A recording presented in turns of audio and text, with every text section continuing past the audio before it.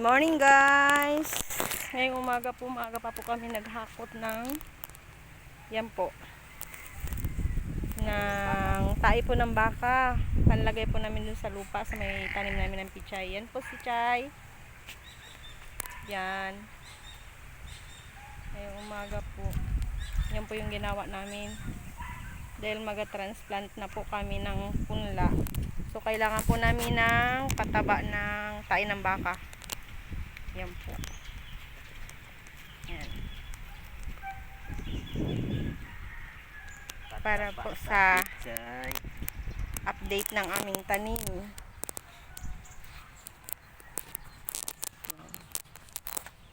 Wala po kami kasing stand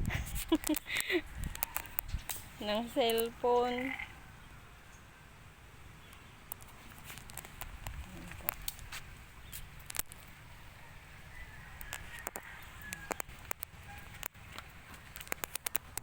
Salamat sa nagbigay ng tae. Hiningi lang po namin ito dito sa ano po, sa may mga maalaga po ng ng baka. Yan po yung bahay nila. Yan po, may mga alaga rin po siyang tupa. Doon po nakakulong. So marami po siyang naipon na ganito. Yan po ihahalo namin sa lupa.